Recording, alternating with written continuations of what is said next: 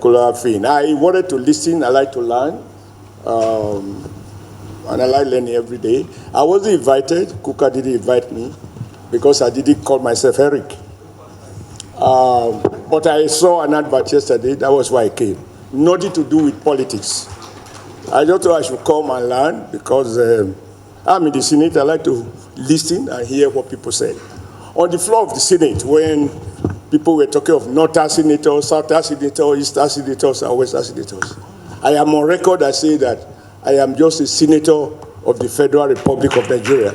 I am not saying it here, I said it when it matters, on the floor of the Nigeria Senate. Number two, I did have cause to speak about a month ago, that he tried to understand our security challenges that we face. We must locate the details of the failure of political leadership, and I mean political leadership, including potential politicians here, who have resources to do all of those things that are convenient for them so to do, but refuse, they lack the will to make what I consider to be the most important investment, namely to resolve that never should a child be born in this country and deny the access to go to school.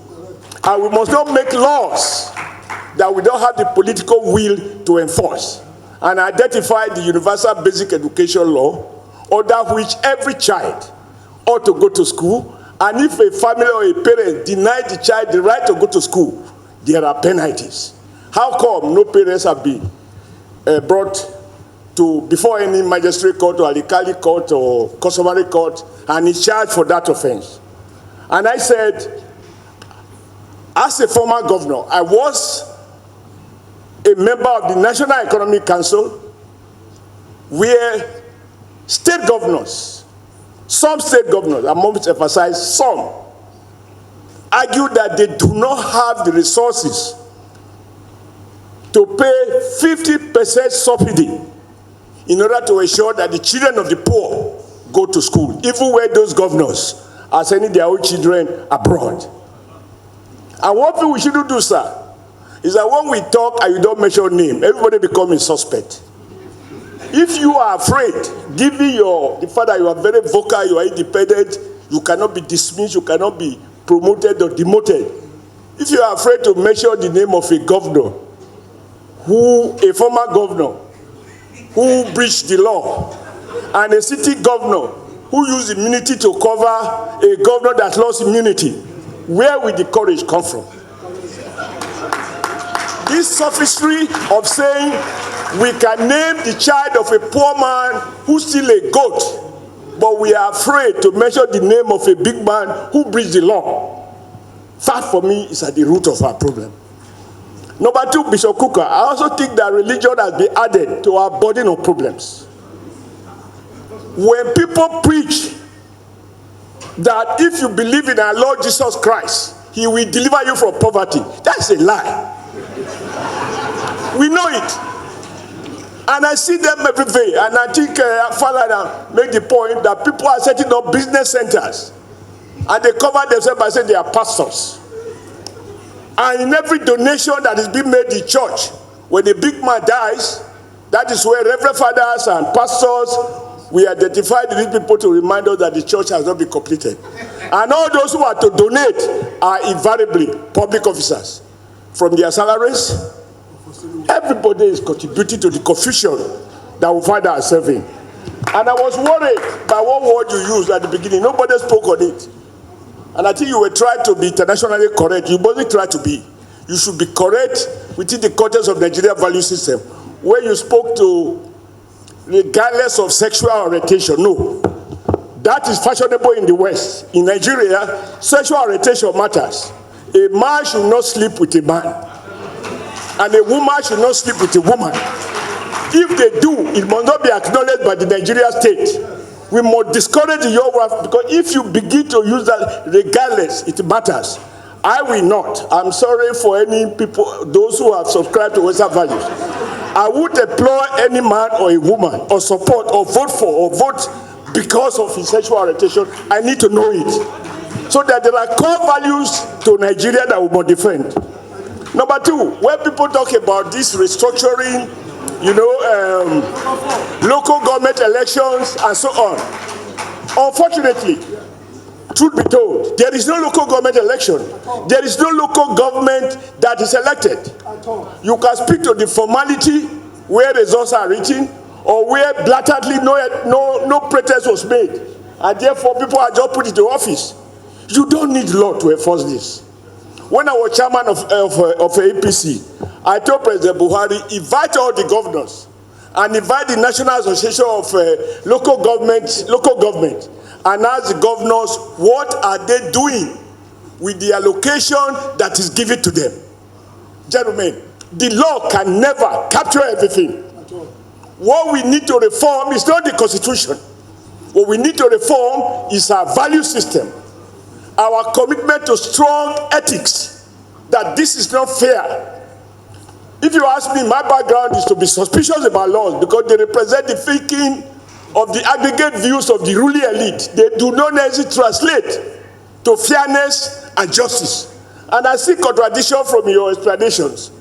You refer to a Supreme Court or judicial system that declares somebody unfairly elected because of internal charges of the party, and some other people who also went through the same system and they were free. If courts that operate like that are also given the responsibility to appoint INEC, will the bias that we see in their pronouncement, will they be free from not negotiating at night before they break, and then they appoint somebody? At the heart of our problem, if you ask me, sir, I have been an observer, I've been a player, and I'm seeing the system, is the issue of corruption. Whether whoever appoints, I never knew until Mr. Trump became president of the US. I didn't know that a US president can hire and fire the chief of CIA or the FBI because of the way in which a CIA man was reported to have tapped and listened to conversation of US president. And he knows that he can be fired. So it is not about the law. It's about a society where people seek to defend privileges, defend their jobs, even without knowing the purpose. If you are not ready to die for something, you will die for nothing. That for me is at the heart of it, the courage. And lastly, sir, this thing you call inclusion, if we reduce it to basic ABC, you will find that people are looking at Federal Canada Commission, how many Igbos are in employment, how many Yorubas, how many Hausas, even with the forgotten majority. Because the forgotten majority is the subtotal of all the minorities, and I'm one of them. Truth is, sir, when I came to Kaduna, and I'm very proud of this, and it should tell the whole story, I didn't know anybody in Kaduna, and I slept in a police station for 3 consecutive nights before I found accommodation with some Gwari people inside the bush. They didn't care where I come from. But the point is, as we pursue liberal economic policies, because we need to have a holistic view as to how we got here. Like a German chancellor once told me, a German consul general, when you underdevelop a nation, all the industries are closed, warehouses have become churches. All those workers who were working in Kaduna, their jobs, factories closed, over 30,000 workers lost their job, which means times 2, 60,000. An average of 4 families, over 170,000. The same thing in Kano, the same thing in Lagos, the same thing in Aba, the same thing in Port Harcourt. These are victims of wrong industrial and trade policies. We must revise these things. When I got a job in Kaduna, nobody cares whether I was from Edo, whether I was from Lagos, and I found everybody working everywhere. For as long as 10 people are chasing 1,000 jobs, when all the objective criteria has been used to identify the 10 and you can't find it, where you come from, naturally become an answer. If you ask the speaker as represented here, even the personal appointment we have in our offices, do they reflect federal character? They don't. Everybody brings from his own place. That is the truth. But I do pray that we get the right policies in place. Go and ask Dangote. Don't ask him. Go to the refinery and do federal character, because you will find that more non-northern people are working for Dangote refinery because it needs the skills. But because the private sector is not working, it's completely destroyed based on our liberal economic policies. The only business is there is politics, and we want to try and manage poverty. We can never have equity in poverty. May we have equity in prosperity.